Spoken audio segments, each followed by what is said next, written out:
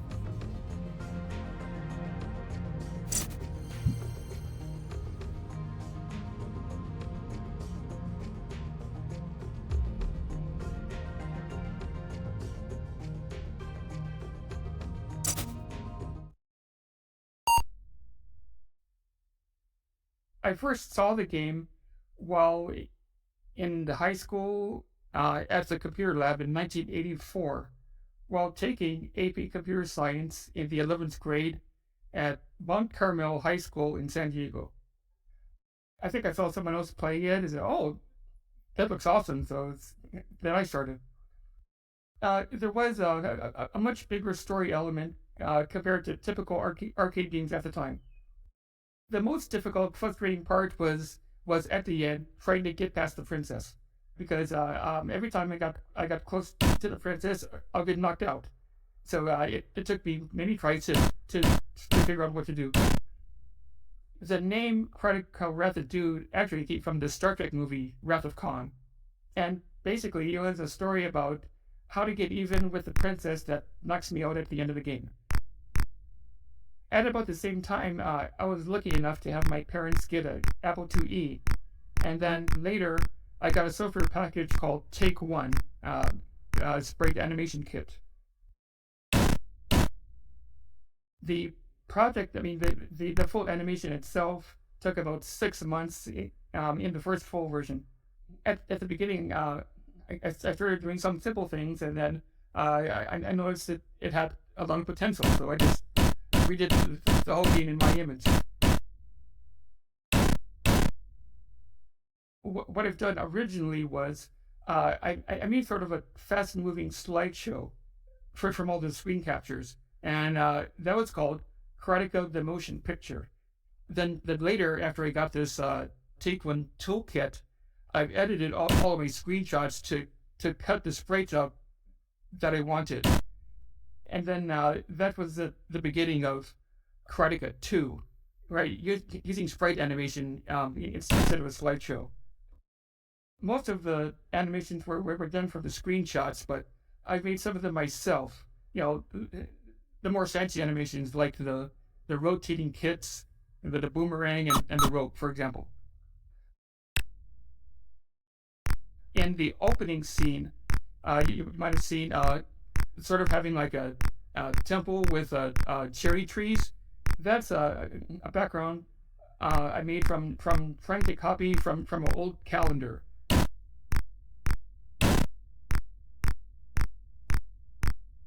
I wasn't really inspired by fan work, but I did watch a lot of low budget kung fu movies at the time. And there was also an arcade game called Double Dragon, which had some very brutal moves that gave me some inspiration. And the AP Computer Science at the 11th grade, I submitted that as a final assignment, even though it was supposed to be a programming assignment, but the instructor somehow didn't notice I wasn't doing any real programming. And then later, at a community college, I've submitted that as an assignment also, but instead of as a programming assignment, it was recorded with a video capture. Especially at the 11th grade, all of the classmates were just cracking up, especially after the awesome original version ending. However, my parents were not as impressed. People started asking for copies. However, in around 1993, I was studying undergraduate computer science at the University of Maryland, on the other side of the country.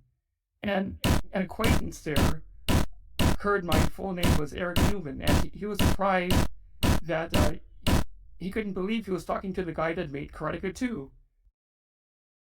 So the copies of copies went all the way across the country.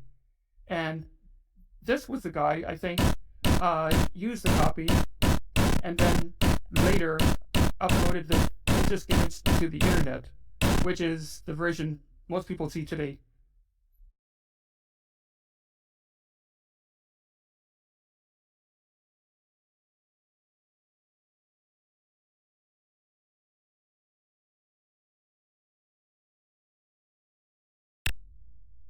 I'm just overwhelmed. I mean, it was just a small thing I did in the mid '80s. So I'm just flattered and overwhelmed.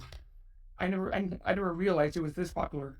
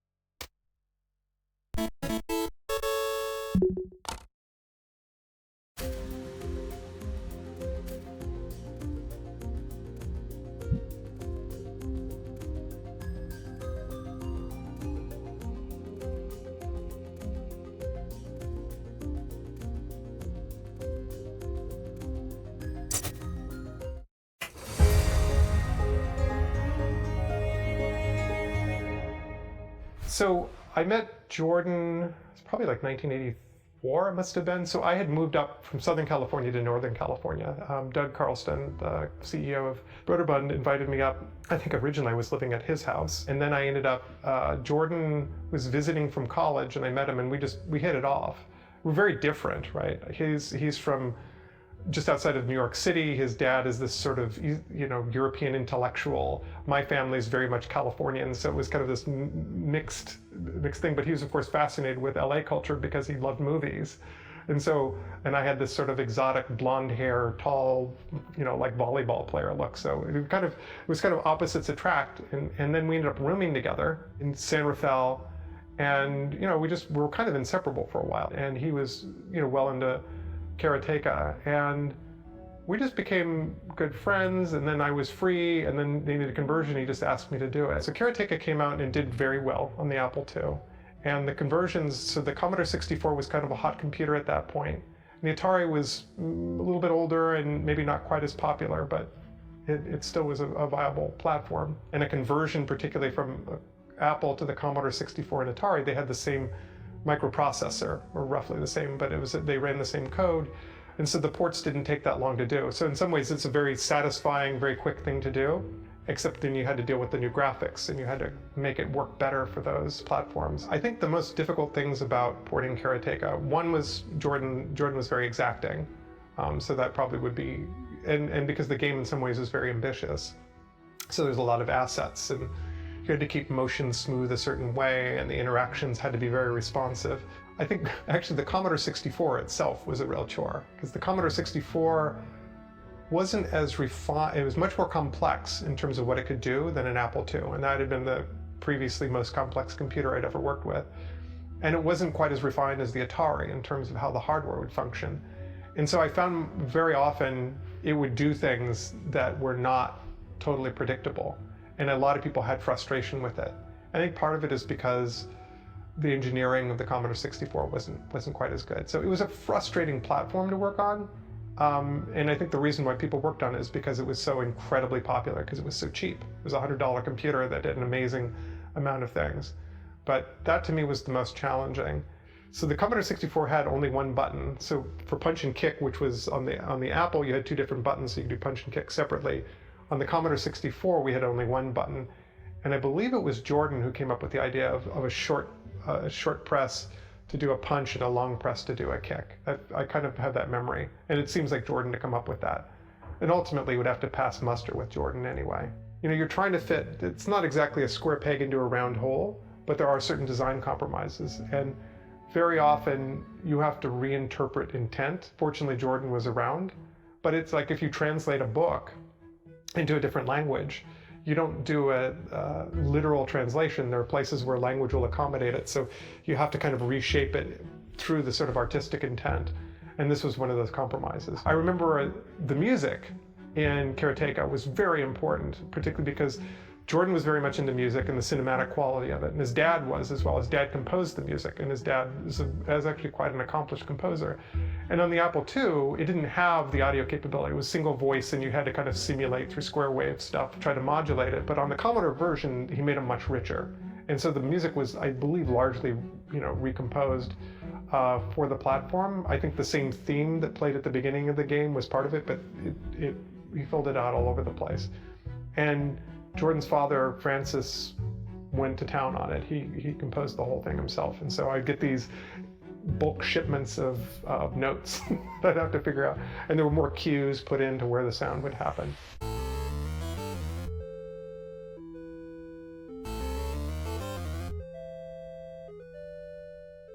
It was a challenge on the Commodore 64 because it ran slower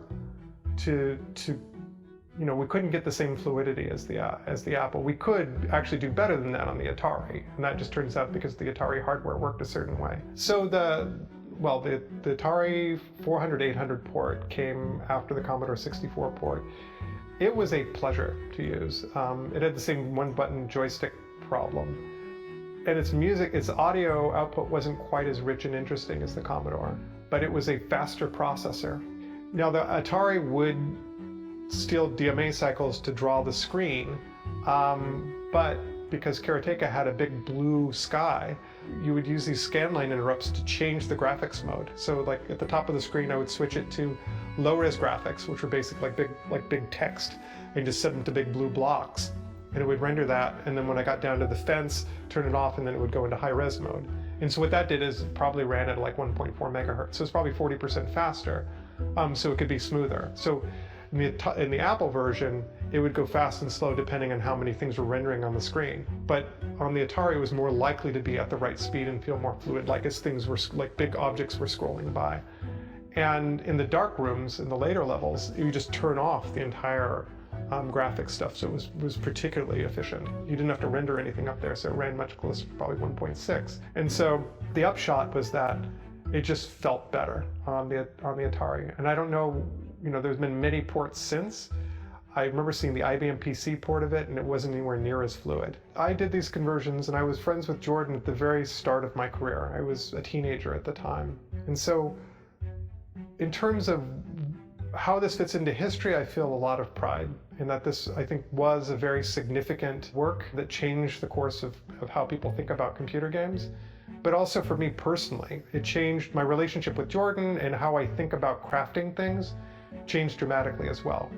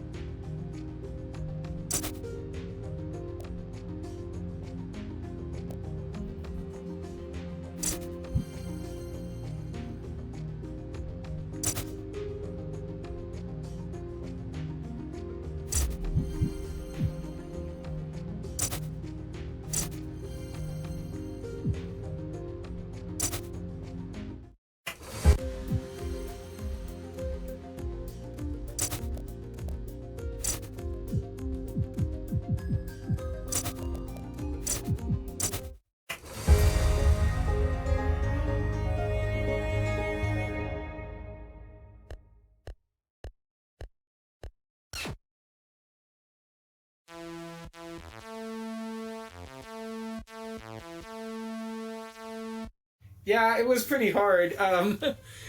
Started out, you got to master kind of the upper hit, the lower hit, and then the bird comes along and kills you, and you're like, oh, wait a minute.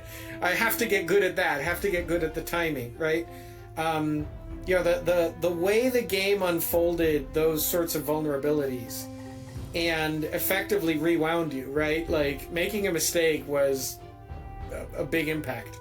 Well, that was the hardest thing to learn in the game. He just sends his eagle, hawk, falcon, whatever. Like we just knew it was trouble, and finally learning like the timing of how to like kick it in the air or something like that, and keep sending it back and just get it to go away.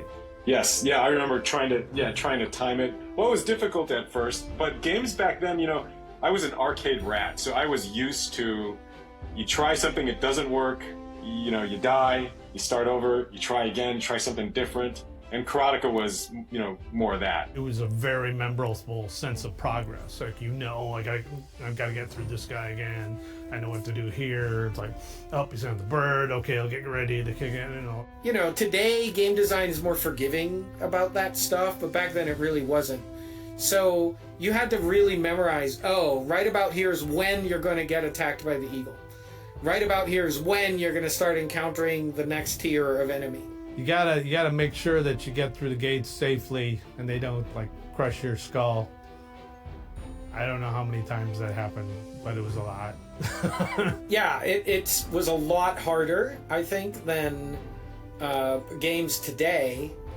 I would actually say in some ways it was a little more forgiving than a lot of games back then, because you didn't insta-die in one hit from most enemies. Right? The eagle was the one who was most likely to kill you for quite a while. A lot of games back then were super punitive, right? Very, very challenging. And it felt to me like Karateka, because it wanted you to feel immersed in the movie, gave you a little bit of rope, right? Not a ton. To me, the magic of games of that era was exactly that they gave you just what you needed, and then as a player you kind of filled in the blanks, like you used your imagination, and that had a big impact on me with Karateka, and that's something I carried with me into Mortal Kombat, was exactly that. It's like, hey, this is an arcade game, there's not a whole lot of place to tell stories, so we better take every advantage that we can to kind of set these things up so that the player has the tools that they need to kind of fill in blanks. You really felt the beats of the story and the beats of the action as you marched through the game. And I mean, there's so many like cool things, the cinematic scrolling, so you have like a mountain in the background and, the gates you're getting through. And like, I think about just the sky in that game as something that, it served almost as a character, because the way the backgrounds framed you was very intentional feeling. It wasn't just random tree every, fixed distance, right? Which again is what most of those games would have done. Tree, screen, tree, screen, tree, right? Instead you had a real sense of framing to it. It felt like still shots or photo shots. And so you got a sense of you being like the protagonist, but like the antagonists are approaching you, and it takes a little while to get to them. And that cross-cutting technique just gives you a sense of tension that builds and builds and builds, and then you're facing them like, it's super effective. And it was like, again, another shocking choice to sort of use the language of cinema to convey like approach. That's like a simple thing, but it's a really powerful thing. You had to, gosh, I'm flashing back now. You had to pay attention to where that guy was, because if it cut away to the enemy and he was coming at you from one direction, you're moving in that direction. If you kept going full tilt, odds were pretty good you'd slam right into him and get in trouble. So you actually had to remember, oh wait, he's coming, I'm going to want to slow down and give him a chance to kind of mosey in when we get close enough, right? Just to have a better tactical position. So it wasn't just that we cut away for story. It actually cued important gameplay things and gave you an opportunity to strategize a little. You really had to think about that, and it was very much a learn by failing kind of process, which of course leads all the way up to the ending, which has one of the biggest twists that way ever. Let me tell you the story of the entire Apple II gaming community hating Jordan Mechner. The way the game worked is you essentially could be in combat stance or not. And you did move in and out of combat stance pretty regularly because you wanted to be able to sprint versus, edge forward.